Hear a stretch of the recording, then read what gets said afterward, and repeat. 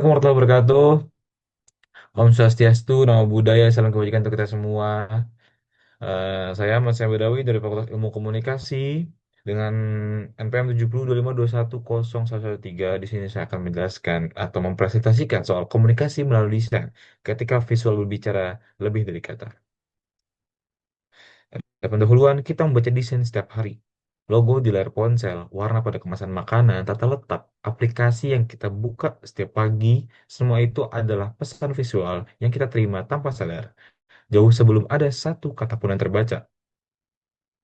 Di sini saya juga menjelaskan tujuan presentasi ini menunjukkan bagaimana desain bekerja sebagai bahasa komunikasi yang menginformasikan, memersuasi, menginspirasi, dan mengedukasi. Pendahuluan, kenapa logo Apple terasa beda dari logo lokal? Pertanyaan sederhana, itu membuka tiga hal yang kita bahas. Desain sebagai bahasa, bagaimana visual menyampaikan makna, bukan sekedar mempercantik. Elemen yang berbicara, warna, tipografi, dan tata letak sebagai kosakata desain. Contoh nyata dan dampaknya, studi kasus dan relevansi di dunia nyata di digital saat ini. Desain sebagai bahasa komunikasi. Dalam ilmu semiotika, setiap elemen visual adalah sebuah tanda atau sign yang membawa makna atau meaning sesuai konteksnya. Bentuk, warna, dan simbol bukan hiasan, mereka adalah pesan. Satu, tanda atau sign, bentuk, warna, atau simbol yang terlihat. Dua, makna atau meaning, apa yang ditangkap dan dirasakan audiens. Tiga, konteks, budaya, dan situasi yang membentuk tafsir. Karena itu, desain yang baik tidak pernah netral. Ia selalu mengarahkan bagaimana audiens memahami dan merasakan sebuah pesan. Tiga elemen desain yang berbicara. Satu, warna, memicu emosi dan asosiasi tertentu sebelum kita membaca satu kata pun. Kedua, ada tipografi, menentukan kesan, formal, santai, elegan, atau berani. Yang terakhir ada tata letak, mengatur hierarki, informasi, mana yang dilihat pertama kali. Di sini kita membahas warna. Warna, bahasa emosi dalam desain. Merah, bisa diartikan dengan urgency, energi, dan keberanian. Biru bisa diartikan dengan kepercayaan atau profesionalisme. Hijau, bisa alami, tenang, pertumbuhan, tumbuhan, kedamaian. Kuning, optimisme, perhatian, dan cepat.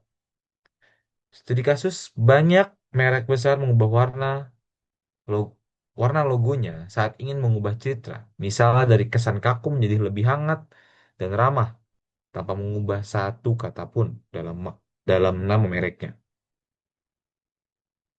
Tipografi dan kejelasan pesan. Untuk formal, ada font, Times New Roman, Cambria. Dipakai pada laporan resmi, undangan, dokumen hukum, memberi kesan serius, dan terpercaya. Contoh nyata, logo Rolex, dan gaya penulisan skripsi atau surat resmi kampus. Untuk santai, ada font Calibri dan Arial Rounded. Sebenarnya untuk font-font itu banyak lagi, kayak nggak cuma Times New Roman Cambria, untuk formal dan santai Calibri dan Arial Rounded. Itu ada lagi, ada juga misalnya untuk makanan biar ngasih kesan lebih manis atau untuk biasanya tuh untuk baju-baju yang ngasih kesan garang misal mungkin itu ada font yang ada apa sih elemen api-apinya yang nyata sama api-apinya kayak gitu. Tapi untuk santai ada Calibri dan Arial Rounded tapi masih banyak lagi dipakai pada media sosial, aplikasi, brand anak muda, memberi kesan ramah dan mudah didekati. Contoh nyata aplikasi Duolingo dan tampilan feed Instagram. Keterbacaan atau readability adalah bentuk etika komunikasi. Pesan yang sulit dibaca adalah pesan yang gagal disampaikan. Studi kasus desain yang berhasil dan gagal. Untuk desain yang berhasil dan untuk berkomunikasi, ya oke jelas, mata langsung tahu harus mulai dari mana. Konsisten dalam warna, huruf, dan jarak antar elemen. Pesan utama tersampaikan dalam hitungan detik. Contoh nyata, laman utama Google hanya logo dan kotak pencarian dan tombol, tanpa elemen lain yang mengganggu fokus. Jadi fokusnya nggak kemana-mana, nggak fokus ke sana kemari. Fokusnya, kata kita Google untuk nyari sesuatu, mungkin berita atau misal chord untuk bermain gitar. Yang gagal berkomunikasi terlalu banyak elemen bersaing tanpa fokus utama. Warna dan huruf tidak konsisten antar bagian. Audiens bingung mana informasi yang penting. Contoh nyata, rebranding logo Gap tahun 2010, desain baru terlalu generik, public protest, dan Gap menarik logo itu hanya dalam hitungan hari. Karena itu jelas ada mungkin terlalu banyak elemen bersaing tanpa fokusnya utama. Jadi fokusnya tuh kemana-mana, campur aduk. Terus warna hurufnya nggak konsisten antar bagian, mungkin terlalu banyak menggunakan warna sama hurufnya, font itu terlalu banyak digunakan ya kan. Sebenarnya di desain itu font itu nggak boleh banyak-banyak, itu maksimal tuh dua atau tiga. Jadi lebih itu jangan, karena itu bisa mengganggu fokus dan bingung gitu, jadi nggak jelas, jadi nggak konsisten. Relevansi di era digital, desain UI UX nih nggak kebaca. Oke, desain UI UX menentukan apakah pengguna betah berlama-lama di sebuah aplikasi atau langsung menutup dalam hitungan detik. UI itu ada user interface, kayak user itu langsung lihat tampilan-tampilan mereka atau enggak. User experience itu experience nanti setelah dia menggunakan aplikasi tersebut. Contoh nyata, Gojek dan Grab menjaga ikon serta warna tetap konsisten di semua fitur agar pengguna tidak bingung berpindah menu. Di media so- Kedua, di media sosial, desain feed dan thumbnail adalah kesan pertama. Sering menentukan apakah sebuah konten dibuka atau dilewati begitu saja. Contohnya nyata, thumbnail video YouTube dengan warna kontras dan wajah ekspresif terbukti lebih banyak diklik dibanding thumbnail polos karena mungkin lebih menarik untuk user-user YouTube itu menggunakan kayak, wah ini menarik nih bisa ditonton. Mungkin seru kali konten nanti kayak gitu.